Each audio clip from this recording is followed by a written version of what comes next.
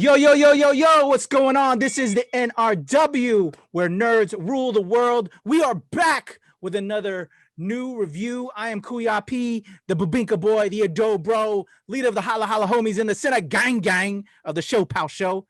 And from the Show Pal Show, I got one of our guests. He's got an upcoming interview on the Show Pal Show. My man, Guro Francis Serrano of Filipino Martial Arts. What's up, brother? Hi, everybody. How's it going? I hope everybody's doing well. Oh, my goodness. I'm just so excited that we're here again reviewing another martial arts series. And I'm just so excited about this. So, yeah, man, I hope you guys are doing, I hope you guys are killing it. Killing it. Yes. You know, we are on just a martial arts fever, especially since I brought this guy on to Show Pal Show, and now he joined the squad of the NRW. And we just had a lot of fun. We did Karate Kid Trilogy. We did the Cobra Kai series 1, 2, and 3. We're dying for season 4. And so, you know what? Let's keep ourselves busy. There's a lot of classics. Let's bring it to the world. So in that row of classics that we're going to have coming to you, we have Warrior. It was originally on Cinemax. It's now on HboMax. We binged season 1. We're going to do a binge of season 2 to have that coming your way. So stay tuned for that. But we're going to talk all about season 1. Man, this was what was your initial thoughts about Warrior before we got into it, Francis?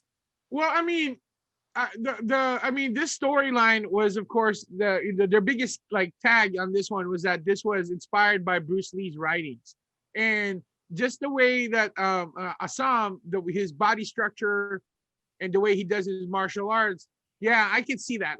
That was my first impression. That yeah, this guy is fighting just the way Bruce Lee would fight. You know, his body mechanics, his maneuvers, and his technique looks very, very, very, very, very Bruce Lee. Now, of course, I believe one of the producers of this show is Shannon Lee, which is Bruce Lee's daughter.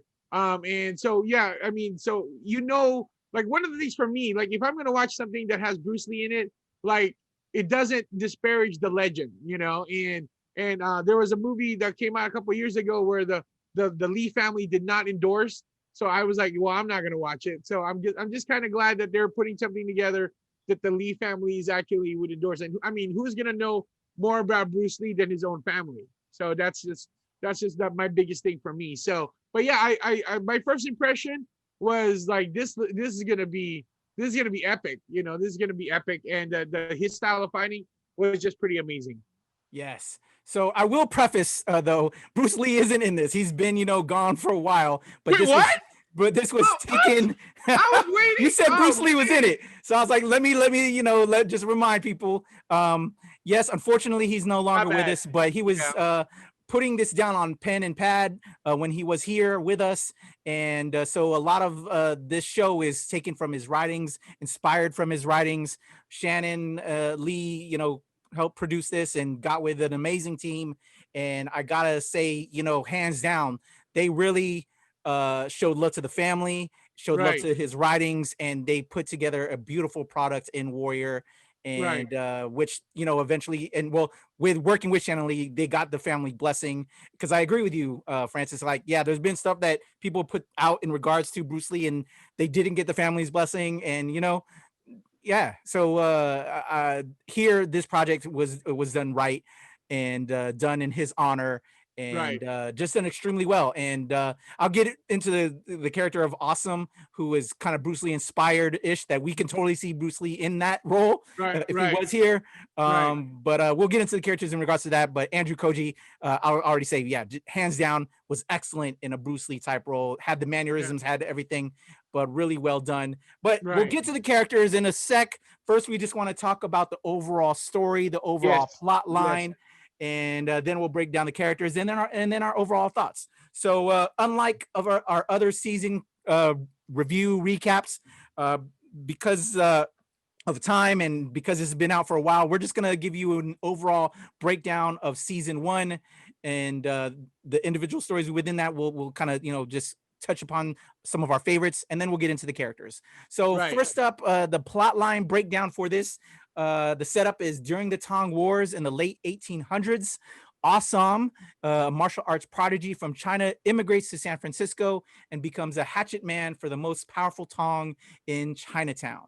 What we come to find out through the series is he's looking for his sister that immigrated over, and has just been away. Come to find out that through the course of season 1, that she was put into an arranged marriage and was abused and wasn't raped, and just wasn't the great circumstance for her. And the guy who she was married to threatened to kill her brother, which is awesome. So not awesome, but awesome.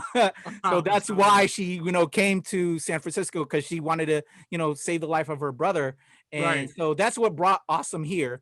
And through the course of him, we making his way through in season 1, we get to see him arriving in San Francisco, and then eventually joining the Tong, and this character played by you and I really appreciate, played by Jason Tobin, Young Jun, who's an amazing character, becomes his best friend, who's also the son of the leader of the Tongs, and what was it? I think Papa June. Papa June, who was the leader, and he was the young son. And there's there's so much that occurs. I'm trying to kind of break it down, but not give you just everything. But he comes in, he joins. Well, let's start from there. We'll kind of then go into different elements and then fast forward here and there. One of the first things I loved with episode 1 was when in the filmmaking standpoint, when he arrives, talking in his native language, but the way they flipped it with the filmmaking sense that he's talking English, but he's really talking in his native language. But for the audience, the way the camera flips it in that time, so to portray that was just really beautifully done. That you don't see in most series. They usually have it subtitled, but because this is an made in America in U.S. English series, they have the actors do their native tongue, but then they flip it so that the rest of the series, you're thinking, well, for the audience that's viewing it, they're speaking in English, but because I just think Americans are lazy. No, they don't want to read the subtitles, but they also, in order to to reach a wider audience, they flip it back and forth, but they keep it mainly at the English because it's mainly an English series. And so I just think extremely well done on a filmmaking standpoint. What do you think about that, bro? I thought that was actually really cool, because the one of the scenes that I really loved when they were integrating that was when they're speaking in their native language, and then it automatically switched, all of a sudden they're speaking in English, right? And it's just like, so that was I think that was a really great creative license that the director or the producers, whatever, decided to do, where they wanted to show that they're speaking in Chinese, right? And then all of a sudden it flips over so that you can just understand it, right? But then they really made that as a conscious decision, because when like, for example, Young Jun would be speaking to non-Chinese people, he would have to speak to them in English. His English was very broken, and then so they made that as a distinction, and that just so that that this movie they were trying to give respect to the era of how people spoke. But I think you're right, because they understand their audience. They're like, yeah, they're gonna want him to speak, and and then there's certain mannerisms that you speak, the way you speak when it comes to, like, because it's your native tongue. And that's what I think that they wanted to convey, that the mannerisms convey to what they were doing. If they're speaking in Chinese, most people are not going to understand it reading it, and then watching them at the same time. It gets pretty difficult. It gets pretty difficult. So I love the way they did that. I love the way that they do flip the script when they would be speaking to non-Chinese people, then they would be, their English is very broken in that sense. Yes. I absolutely loved it. This is probably the most well done pieces I've seen in cinema, where going back and forth to explain things, there's subtitles here and there, but they flip it back and forth. And then actually within the piece itself and throughout the series, how they go back and forth and they actually speak on it. And I love the in-jokes. There's a particular episode which I absolutely loved. Episode 5, I believe, is when they had this they were on Young Jun and Awesome were being held up in this saloon. There's this, this evil guy that was going to come back after, he killed all the men and everything. There was a hold up, but there was before that even happened, in the beginning part of that episode, Young Jun and Awesome were in this carriage as these English white colonizers was talking their shit, and they're thinking, oh, you're stupid, you don't know what they're saying, and she was talking all their shit the whole time. They're looking at each other and talking, and then they flipped it later on inside the saloon. Just so brilliant, just how they talked on it without talking on it, and just language and just the beauty, and then racism and how all that was portrayed throughout the series. So immaculately well done. Of course, and just the best cinema I've ever seen in regards to native language, English, and just translating, and then the differences, and then just how stupid it is, and just how racist it is. Of course, just really well done. I love the fact that even that was the first time that Assam, actually revealed to Young Jun that he spoke English really, really well. Because like Young Jun's like, what the? I was laughing my ass off on that scene. I was loving it. And then this is what I was talking about. It took me a second to like, you didn't know this whole time?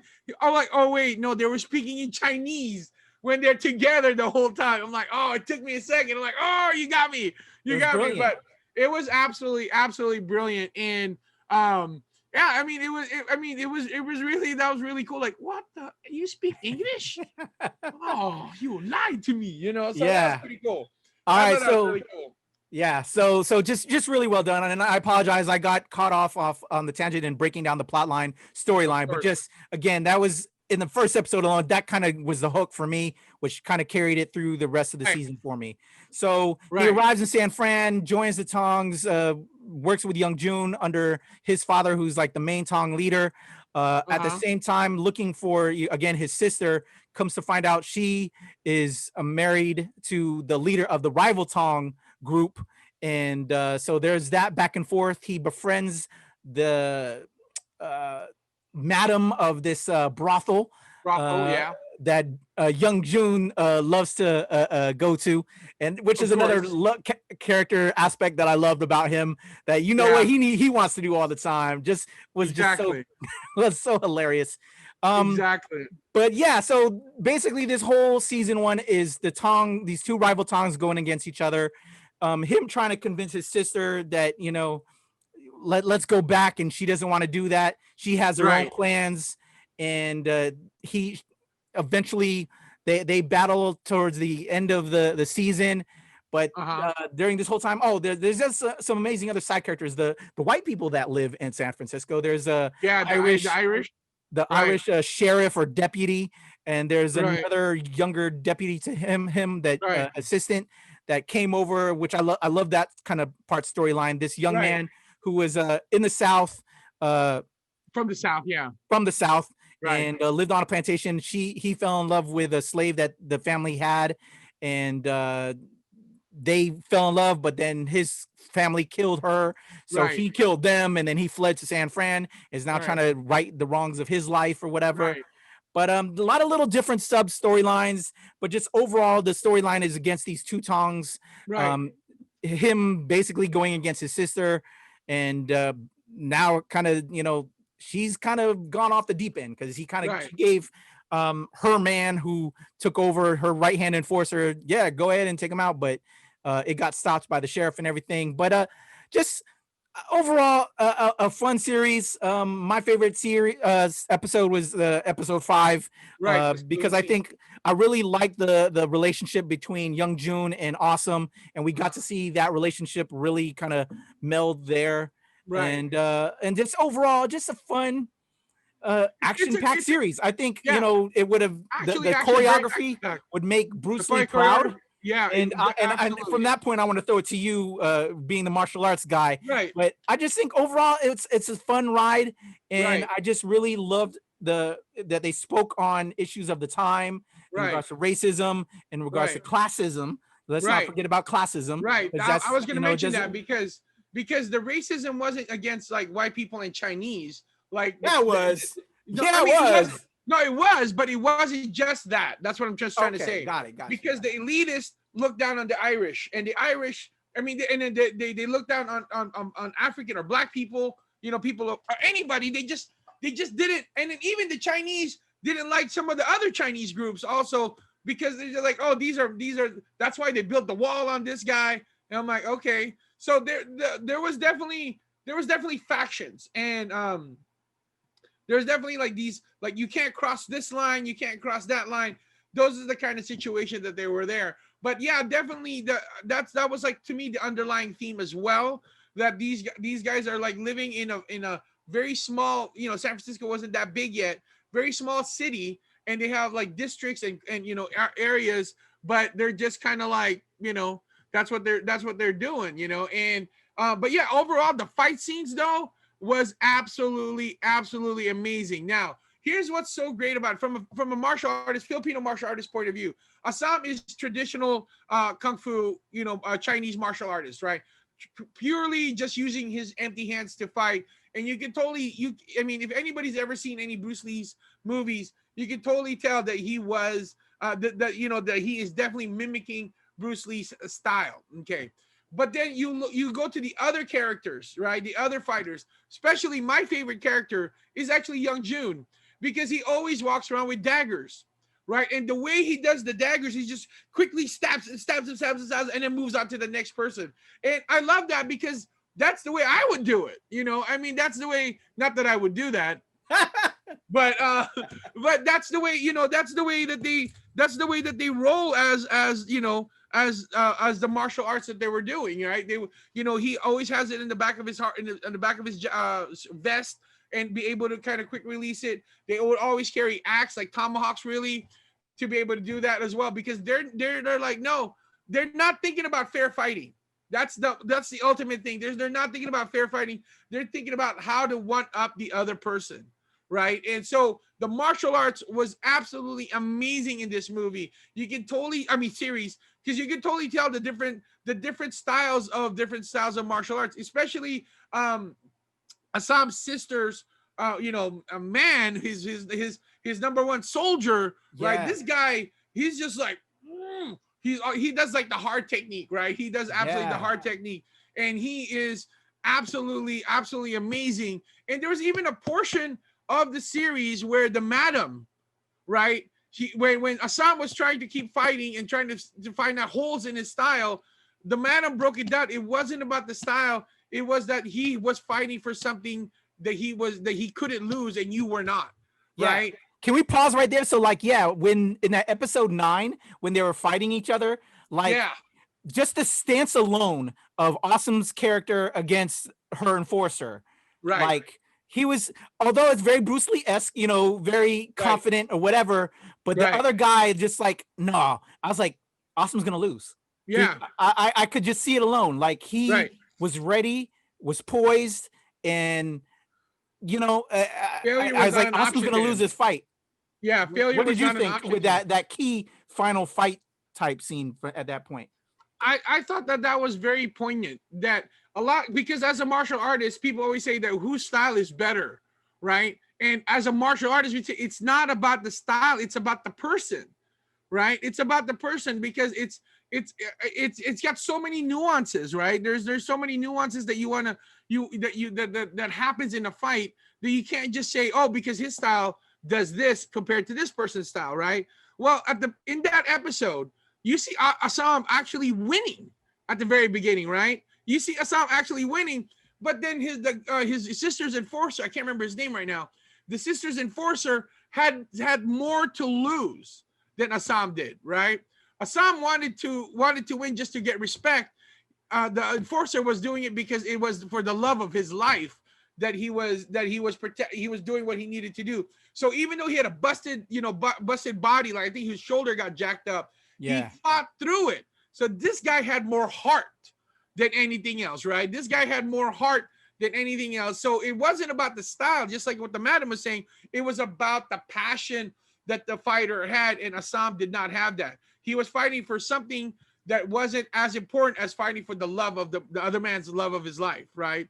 And now the cruel thing about it was, he was fighting for Assam's sister, and Assam's sister made the decision to say, "Yeah, kill him, kill him." And if it wasn't for the sergeant of the police department firing his gun in the air, Assam would have been dead. Assam would have absolutely been dead, you know. And but the fight scenes was just amazing. There now it's very different. Again, when they were fighting in the ring, it was, you know, empty hands, right? And then when they're fighting in the streets, when they're fighting, it's like pick up anything you can. You know, fight with everything that you can, right? And that's what they did. Now, there's also other fight scenes in this that wasn't just Chinese based. It was the Irish, right? When they would go behind the Banshee, the club that the leader of the Irish group would have, and they would actually do you know, backyard boxing, right? Very Kingsbury, you know, where their hands are very extended out, right?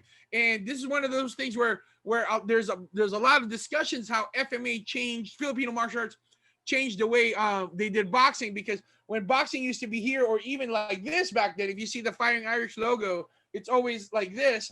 You know, when Filipinos get introduced to boxing, you know, because we're knife fighters, we're weapons fighters, we would cut their hand, right? So that's when they started fighting like this, where the chin is more protected and anything like that. So those one of the things I know is that this is, as far as the fighting is concerned, very close to the period of that level of technique, right? And I found that to be quite amazing and actually very respectful to the individual style of fighting. And you notice that when Assam and the Irish leader actually had a fight, you know, you could tell that it wasn't just because they were doing this and they were doing that. But I did love that point when the sergeant in episode 9, where they were doing the big battle scene, when he was saying, if they all fight like this, we're going to be in a lot of trouble. You know, it's like, yeah, that's right, fool. Yeah, that's right.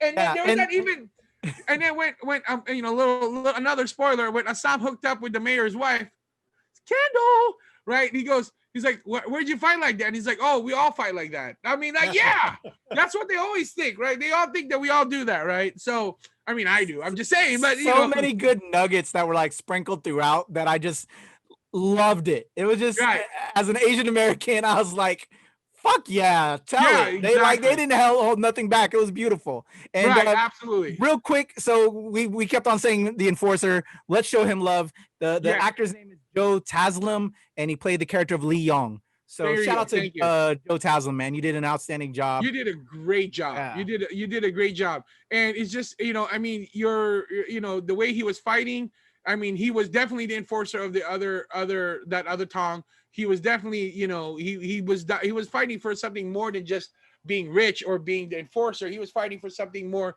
that he was passionate about, right? And there's, you know, in every, you know, kingdom or there's got to be your champion, and that was definitely their Tong's champion. Even in that scene in with the big fight scene in episode 9, the you know, Papa June, excuse me, was like, before the fight was actually over, he got it because it's over. Yeah, he knew it's over. He knew, and he knew, and then and even young June's like, no, he can still pull out of it. No, which it was cool. That's like your homeboy. Like, that's exactly. You know, I still got back, bro. I got you. Yeah, exactly. Yeah. Mad respect. Young June is like, you can totally tell that he's your ride or die brother. Hell, you know? yeah. He's like, go through the gates of hell together, sleeping with a bunch of prostitutes along the way, you know, and drinking till our kidneys fall out, kind of homie. But he'll still pick up his kidney and hit you with it. Hell yeah, stuff, right? So I just love that. I love their relationship. So since we're on it now, so again, we love an amazing story. I think it was really well done. We'll talk about what we think the story should go in season 2. After our thoughts, but let's go into, so let's talk about the cast. So because we've already kind of dug into some of the characters. Let's start with our lead, Andrew Koji, who plays Awesome. For me, an heir apparent to Bruce Lee. He has the charisma, he has the style, the look, but just really well done. I thought he was a great character. I enjoyed his ride, really well acted, and he has the skills. Just really plain and simple. What do you think about Awesome? Well, you know, the thing about Andrew Koji, just to kind of give him bad props again, it's one thing to be a really good martial artist, and it's one thing to be a good actor, right? I mean, I think that he still has a lot to grow as an actor, but I think he did pretty good. I think he did pretty good, especially since he is trying to capture the energy of the legendary Bruce Lee. And of course, his martial arts skills is amazing, right? I'm not taking anything away from that. In fact, mad props to you on that one. So I thought that he did. I thought that they casted him well. They Yeah. casted the character really well, and they casted, and then I think that as his character develops even further, that where they started putting more layers on him, they call him Onion. So but as they add more layers on him, I think then we're gonna see more of that dynamics of his character being more. But the way his character has always been, his emotions talks through these, and that's what he's just been a fighter. I mean, the moment he landed, he was fighting, kind of stuff. So I think he did a really great job. What are your thoughts on him? I thought he was great. Like you said, well done. There's so many casts. Let's just talk about who we really enjoyed. So I would say next, Young Jun. What do you want to say about Young Jun? He's played by Jason Tobin. Shout out to Jason Tobin. So Young Jun, he's like the scrappy like dog, right? The scrappy like little Chihuahua. But you can't just like, because he's like shorter than everybody else. He's thinner than everybody else. But he acts like he's got the BDE, big dick energy, right? And so he's like, yo, I'm like, yeah, I got axes, and I got prostitutes. What you got, right? And he never really rode the coattails of the prince.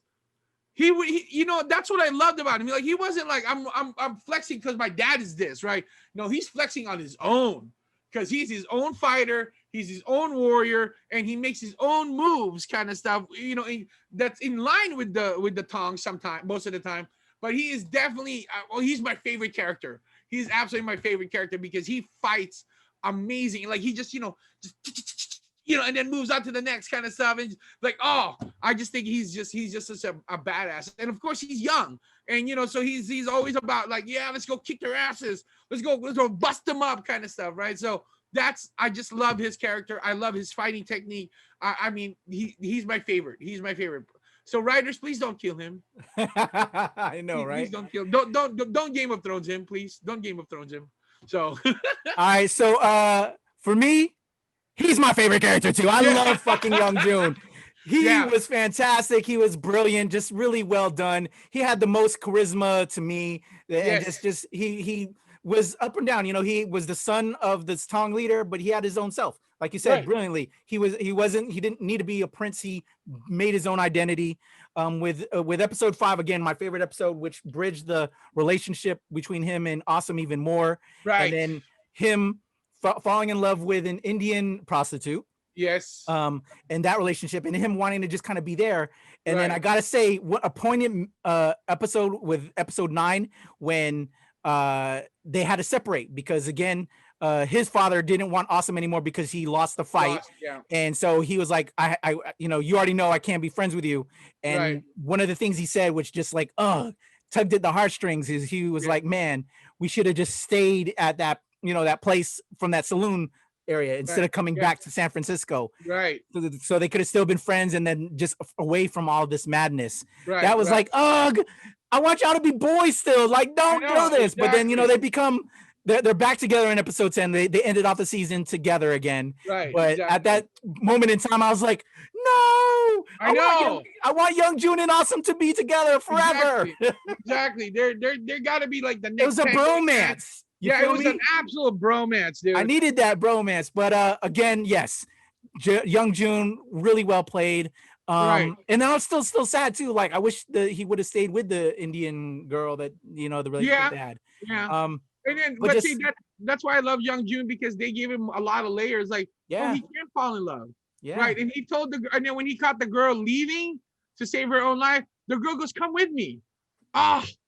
Oh my goodness, that was so awesome. That was so awesome. And then what did happen in the end? She saves his life. Right? This Indian prostitute saves Young Jun's life, right? And it's like, wow, dude, they don't speak a lick of it, they don't, remember, we have to remind ourselves that Young Jun doesn't really speak a lot of English, and this girl definitely doesn't speak any Chinese. So, but they were speaking the most primal language, the horizontal mambo, the dance with no pants, kind of thing, right? So, but yeah, that was definitely something that was that was to me was so cool. But yeah, these bromance is what's gonna carry this show, in my opinion. And Yeah. I gotta give one more. My other favorite character in this show is the Madam. Yeah, that's what I was getting ready to go. We didn't touch upon some of the female characters. So, Right. Atoy, played by Olivia Chang. Yeah. Go ahead, First of all, talk about I her. mean, first of all, she's a survivor. Gorgeous, absolutely gorgeous, right? And then it's like he was talking, like she runs a successful business. It is a business, right? And then but then she's also like a vigilante assassin. I'm like, where did that come from? I mean, like with the sword slashes, I'm like, oh my god, I will you marry me? That's how level. I mean, man, a girl that can do martial arts, dude, you got me already, right? But she's gorgeous, and she was, and I mean, her fighting technique was absolutely clean as well. Her thing was like, I'm just gonna kill these people that hurt women, kind of stuff. So that was her deal, and that was her thing. And then she definitely wielded her power, like her femininity, her sexuality, but at the same time her lethality in being able to wield that sword is just absolutely amazing. And she becomes the real first friend of Awesome, right? And she kept it 100 with him. She kept it 100 with him, and I just think that was actually pretty cool. And then but then she's also she doesn't take no for an answer. I mean, she takes no crap from anybody. When she found out that one of her girls ratted out Assam, right? She took care of business. So she was definitely not the kind of woman that you want to mess with. And then the one cat that she was getting prostitutes from, the seller guy, Yeah. who let this white dude sleep, who, this was she had like a pet project, if you will. Right. That she was trying to help save this girl. Right. And when she was gone, he was letting this white dude sleep with her. She wasn't having that. No, let's be clear. He wasn't trying to let her. He wasn't trying to let her sleep with her. He was the sex trafficker. Was actually telling the white guy, you can rape this girl. Yeah. That's exactly what it was. It was rape. Yeah, it wasn't just It wasn't consensual. It was, and that was the thing that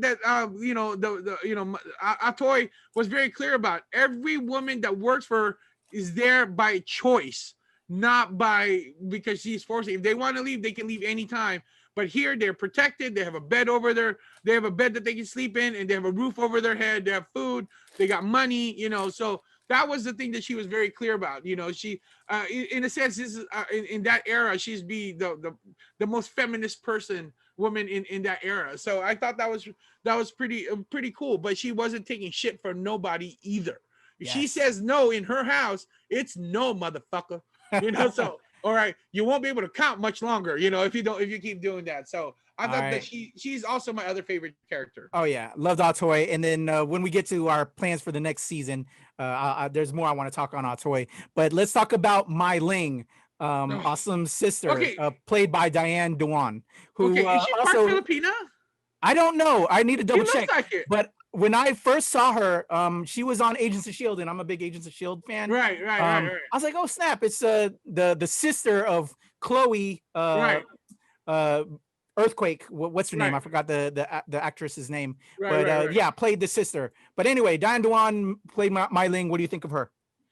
I think she's amazing. She is definitely the type of she's the character that was like the mastermind, right? She moves people like chess pieces.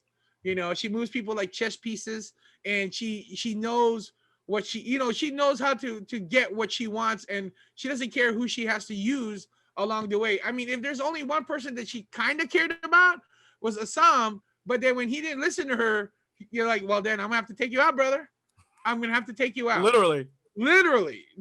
And so I think she is just this she's like I'm not sure about her physical prowess as far as martial arts yet in season 1, but I do believe she is a mastermind. She is manipulating all the tongues and the white people, and just to kind of get it to her advantage, to get what she wants, and she's not afraid to do it.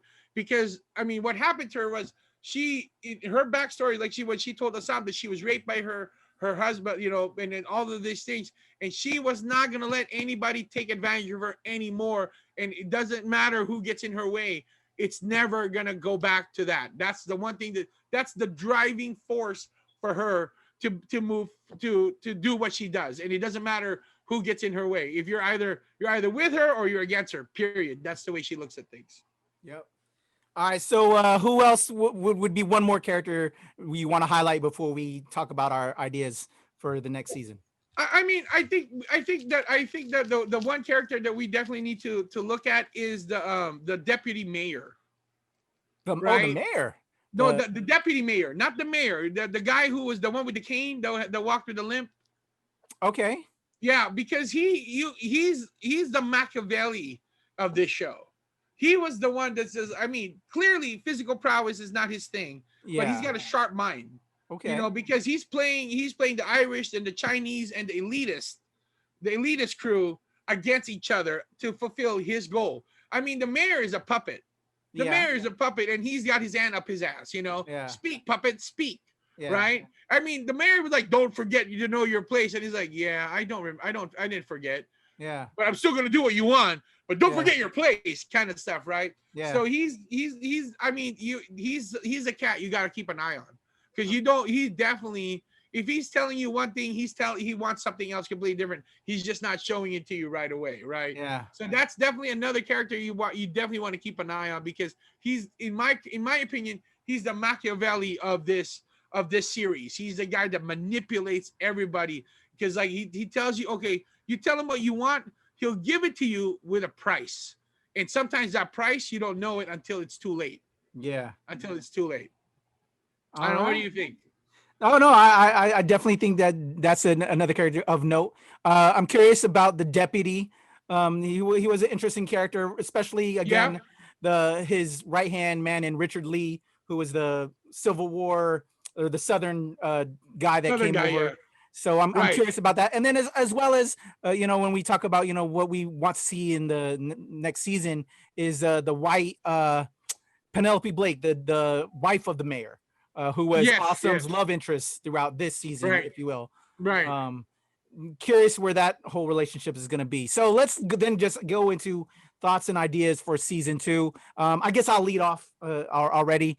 I'm looking forward to, now that Awesome is back with his partner. I love my bromance of Young Jun and him. I just want more of that. I want to see more of that, where it's going to take us in season 2, and how that relationship is going to be going against that Tong faction against his sister, and how that relationship is now going to be when his sister literally was going to let that enforcer Lee Yong kill him. So that whole dichotomy is going to be now, because essentially Young Jun I think is now more taking over his father's business now, which kind of was how episode 10 ended off, because the father didn't want Awesome back under the umbrella. So, Young Jun kind of stepped up. So I see him now taking that leadership role.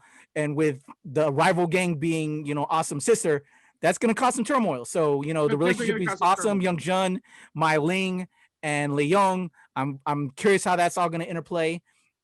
There's still the people that are still going after the bounty, still on the head of Richard Lee, the young deputy. And so that relationship with the mayor. And then, like you said, the deputy mayor, he's trying to do a lot of shit. So that shit storm. Going back to the Madam Atoy, as you saw, she took this kind of new prostitute. Well, she's a virgin actually, until she was raped by the one guy. But she's, helped kind of stop things before it, I guess, finished off, if you will. I don't think it happened. I don't think it happened yet. Yeah. But as we saw, she was training her to be kind of like a new enforcer, if you will. If you notice that. So I'm curious where that's going and why. And will that now be her partner in crime to do her vigilantism that she was doing? So just a lot of great nuggets that we saw. This is season 1. I think it was just really well done. To me, it was just kind of introduced us these characters. Awesome arriving, building, a foundation. And I think now season 1 was essentially laying the foundation, and just really well done. Very exciting on an action standpoint, on a character standpoint, on a historical standpoint. Yes. I'm excited for season 2. That's really where I'm at. And I'm looking for all these little side stories to come into play, and how that's going to, build forward. What about you, brother? Well, I can't really because I already saw season 2, and I don't want to. You did. I did see season You 2, and bastard. everybody dies. Everybody dies. Why? I mean, they get hit by a bus. You're so evil. You're so I am. Well, without saying anything, what after if you can bring yourself back before you saw season 2, and since you're ahead of me, okay. So what did you think? Okay, I thought you were kind of spot on as far as what I was expecting for season 2 before I watched season 2. Okay. I think the thing that I really wanted to see was like now the Papa June and their tongue lost. Like, how is that gonna play, right? That was the biggest thing for me. And then at the same time, the mayor's wife and Assam, how's that gonna play? And then how Atoy and her new Robin, lack of a better term, is gonna play as well. But I also wanted to see more of the guy who was selling the people, like the weapon smuggler. I want to see more of him. Another. I want to see more of him. Yeah, I definitely want to see more of him. I want to see, played by Hoon exactly. Lee. Yeah, exactly. I want to see more of him. I want to see more of because he's like this guy who sells to everybody, has no allegiance to anybody, kind of stuff. I would definitely love to see more of that of that character, and just kind of develop from there. But yeah, those were my expectations, the exact same things you had, with a little bit extra here and there. But those were what I was hoping for season 2 as well. All right. So since you've seen it, we won't plug you anymore because it'll pull it out of you. So I will catch up. I will watch season 2, and then we will really break it down further in regards to our review. But so thumbs up, thumbs down for season 1 after seeing it for you. Thumbs up, like 2 thumbs up, 4.5 out of 5 stars, kind of stuff. I mean, it's amazing to me, and I think that the acting was great, the fight scene was phenomenal. So if and the stories are just great. Now, fair warning, put the kids to bed. Yeah, because there's a lot of sexy time. Yeah, a lot of very Game of Thrones kind of stuff. Like all of a sudden, oh, she's naked. Okay, I was kind of surprised by that, but then I thought about it. It is on Cinemax. Well, it's now on HboMax, but it was on Cinemax, and you know what they call Cinemax? Skinemax. Skinemax, exactly. So, but as a young virile male, although we're a bit older now, I didn't mind that. I didn't mind it at all. I was like, I didn't mind it. Okay. I think they needed Jesus though, but I'm just saying. But that's just me. We all need Jesus. I was quite happy. I was like, I was not expecting that, but then I thought about it. It is Skinemax. So okay, and it's so funny because I'm not going to complain. I was telling my friend about this, and he wanted to watch it also, and I told him, make sure you don't watch it in public. He goes, why? Because there's a lot. There's a lot of biblical scenes in there. It's like, oh, thanks for telling me, because I was planning to watch this at the gym on the treadmill. I'm like, well, if you're gonna do that, at least wear headphones. You don't want to hear it, man. That's some sexy time. I mean, some sexy time. Definitely for adults, and just the violence alone is definitely. Yeah, there's some gore, but it was realistic. It was real, and it is kind of messed up that we allow violence more so than sex when it's a natural thing. But yeah. But I quite enjoyed it. If you're our age, it's really suited for our age. Exactly. Not for the a PG-13 rating. Right. I guess This is definitely a complete, like, as far as demographics concerned, they're not aiming for the Cobra Kai crowd. No. 18 and up. 18 and up. Yeah. And that just to be very clear, that if you're a young cat and you're watching Cobra Kai, they recommend The Warrior. No, we don't. Not if you're under 18, we do not recommend that. Okay, just to be clear. Yeah. So yeah, it's definitely it's a great show, and you have to understand that even the sexy scenes, especially with the brothel, that's what it was. That's what was happening, right? They did not go to the brothel so that they can just hang out with girls. No, they did. They were there to have sex. That's what they were doing. So they were not trying to water it down for us. That was the thing. They were not trying to water it down. They were trying to keep it as 100. They kept it very real. It was really. I gotta give the historical people that pay attention to that on the team. and the script writers, everybody, whoever did like their background research, well done, hands down, well done. I enjoyed it. Definitely 2 thumbs up from me as well. Right. Yeah, so stay tuned. Stay tuned. And Kuya Francis will break down season 2. I gotta catch up. He's already seen it, so I'm hoping all of the things I want to see happen. And as we speak right now, everybody dies. Shut up. There's no plans for season 3 yet. So if you've seen a lot of the team on and cast and crew that are involved with this, they're trying to, get a season 3. So if you are online, if you can hit up, man, I would like to see a season 3.